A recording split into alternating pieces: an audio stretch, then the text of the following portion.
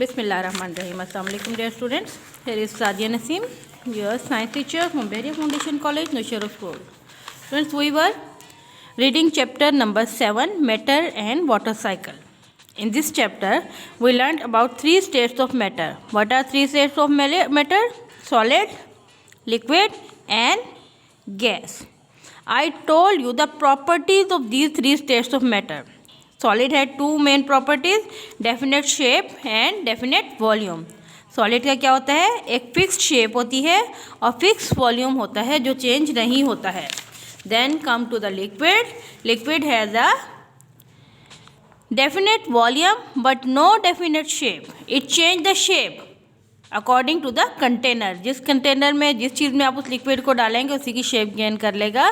जैसे आपने बोतल से अगर जूस को वाटर गिलास में डाला है तो क्या होगा कि वो गिलास की शेप गेन कर लेगा. Then come to the gas. Gas has no definite shape, no definite volume. उसका गैस का ना तो कोई डेफिनेट शेप है और ना ही डेफिनेट वॉल्यूम है. हमने कंपैरिजन किया था 3 स्टेट्स ऑफ मैटर का, जिसमें मैंने आपको क्या बताया था? सॉलिड, लिक्विड और गैस के पार्टिकल्स एक दूसरे के साथ कैसे अरेंज होते हैं. ठीक है, मैंने आपको बताया था लास्ट जो हमारा लेक्चर था उसमें मैंने आपको बताया था कि सॉलिड के पार्टिकल्स बहुत टाइटली पैक होते हैं एक दूसरे के साथ. ठीक है, स्पेसिफिक पैटर्न में होते हैं. They are arrange in a regular pattern. Regular pattern मतलब ये, अगर आप डायग्राम देखें अपनी बुक में तो क्या है? सॉलिड के पार्टिकल्स एक ख़ास अरेंजमेंट में आपको नज़र आ रहे हैं. They are tightly packed. They are little space between the particles. Particles tightly pack है, उनके बीच में स्पेस बहुत कम है. मूवमेंट होती है लेकिन थोड़ी सी वाइब्रेशन होती है, इससे ज़्यादा मूवमेंट नहीं होती है. अब लिक्विड में क्या होता है? लिक्विड में इतनी टाइट पैकिंग नहीं होती जितनी कि सॉलिड में होते हैं. ठीक है, पार्टिकल्स के बीच में कुछ स्पेस मौजूद होती है. ओके, और गैस में क्या है? पार्टिकल्स आर फार अवे, दूर होते हैं, इस वजह से उनका ज़्यादा डिस्टेंस होता है, उनकी मूवमेंट ज़्यादा तेज़ी से होती है. जैसे कि गैस बहुत तेज़ी से फैल जाती है. मैंने आपको एक लास्ट लेक्चर में एग्जांपल दी थी परफ्यूम की. अगर किसी रूम में परफ्यूम स्प्रे किया जाए तो पूरे रूम में एकदम से फैल जाएगा. ठीक है, now change in states of matter. क्या मैटर की जो 3 स्टेट्स हैं, सॉलिड, लिक्विड और गैस, क्या ये चेंज हो सकती हैं? जी हाँ, कुछ कंडीशंस ऐसी हैं जिसमें सॉलिड, लिक्विड, गैस एक दूसरे में चेंज हो सकते हैं. अब हम एग्जांपल लेते हैं वाटर की. ठीक है, वाटर नॉर्मल टेम्परेचर पे किस स्टेट में है? लिक्विड स्टेट में है. अगर आप उसे फ्रीज कर दें तो क्या होगा? Liquid state will change into solid state. Okay, अच्छा, अगर आप उसे मेल्टिंग करें, सॉलिड की जब मेल्टिंग होती है, फॉर एग्जांपल आइस है, आइसक्रीम है, ये कोई भी ऐसा सॉलिड है, अगर वो मेल्ट होता है तो मेल्ट होने के बाद वो किस शेप में आ जाएगा? लिक्विड शेप में. ओके, देन लिक्विड की अगर एवोपरेशन होती है, लिक्विड एवोपरेशन क्या होती है? Change of liquid into gas particles. Evaporation के लिए अगर आप वाटर को बॉयल होता हुआ देखें तो उसके अंदर वाटर के वेपर्स आपको नज़र आते हैं. This is evaporation. ओके, तो लिक्विड को अगर एवोपोरेट किया जाए तो गैस की फॉर्म में आ जाता है, और गैस कंडेंस फॉर्म में आ जाती है तो लिक्विड फॉर्म में. इसकी बहुत कॉमन एग्जांपल हमारे पास लिक्विड गैस की क्या होती है? एलपीजी. एलपीजी, ठीक है, ये गैस है जो हम लोग यूज़ करते हैं. ये कंडेंस गैस होती है, लिक्विड फॉर्म में होती है, लेकिन बेसिकली क्या होती है? गैस होती है. कभी कभी ऐसा होता है कि सॉलिड लिक्विड फॉर्म में आए बगैर डायरेक्ट गैस में चेंज हो जाता है. इस प्रोसेस को हम क्या कहते हैं? सब्लिमेशन. तो ये डिफरेंट स्टेप्स हैं जिसमें मैटर एक दूसरे के स्टेट्स में चेंज होता है. मेल्टिंग में क्या होता है? Solid change into liquid. Okay, melting में क्या हुआ? सॉलिड अगर मेल्ट होगा तो किस स्टेट में चेंज आएगा? सॉलिड को अगर हम मेल्ट करेंगे तो सॉलिड क्या होगा? लिक्विड में चेंज हो जाएगा. लिक्विड की एवोपरेशन होगी तो लिक्विड किस चीज़ में चेंज हो जाएगा? गैस में. लिक्विड को अगर हम फ्रीज करेंगे, फॉर एग्जांपल वाटर को हम फ्रीज करेंगे तो लिक्विड से कौन सी फॉर्म में आ जाएगा? सॉलिड फॉर्म में. गैस की कंडेंसेशन होगी. कंडेंसेशन एक तरह से कंप्रेसिंग होती है, उसको गैस को बहुत ज़्यादा प्रेशर दिया जाता है जिससे वो क्या होता है? लिक्विड में आ जाता है. और समटाइम्स क्या होता है? सॉलिड डायरेक्ट गैस में चेंज हो जाता है. इस प्रोसेस को हम क्या कहते हैं? Sublimation. Okay, now come to the next page, page number 63. इसी चीज़ को हम फिर से रिवाइज करते हैं।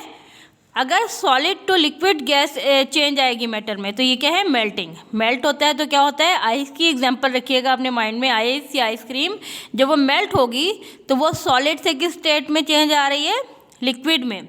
ए solid change into liquid when it is heated.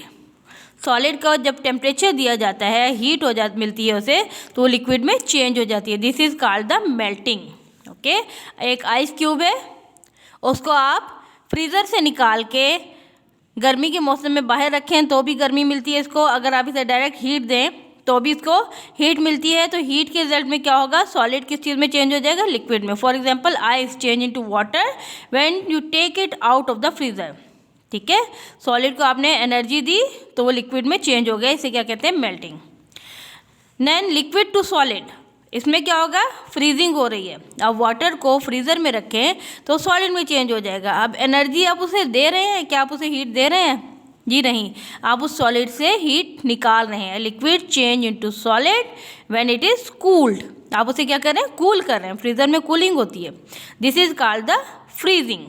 For example water changes into ice when it is kept for some time in the freezer. Water को हम freezer में रखें तो इस चीज़ में चेंज हो जाएगी, आइस में। आइस क्या है, सॉलिड।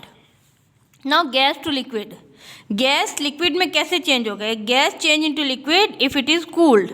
गैस को बहुत ज़्यादा कूल किया जाए तो उसकी कंडेंसेशन हो जाती है, वो लिक्विड में चेंज हो जाता है। Gas change into liquid when it is cool, यानी कि एनर्जी क्या हुई, रिड्यूस हुई, गैस की एनर्जी कम हो गई। जब हम हीट करते हैं तो मतलब एनर्जी ऐड हो गई, अगर हम कूल कर रहे हैं तो मतलब एनर्जी माइनस हो गई। Now evaporation, a liquid change into gas when it absorbs heat from its surrounding called the evaporation। बहुत कॉमन एग्जाम्पल है कि अगर हमारे पास पानी रखा हुआ है फर्श पर या ज़मीन पर, हम थोड़ा पानी डाल दें, कुछ टाइम के बाद वो पानी वहाँ से सूख जाता है। कहाँ गया वो वाटर, वो वाटर क्या हुआ, एवोपोरेट हो गया। आहिस्ता आहिस्ता वाटर वेपर क्या होते हैं, गैस फॉर्म में आकर हवा में शामिल होते रहते हैं। इस प्रोसेस को हम कहते हैं evaporation. Now the last step is the sublimation.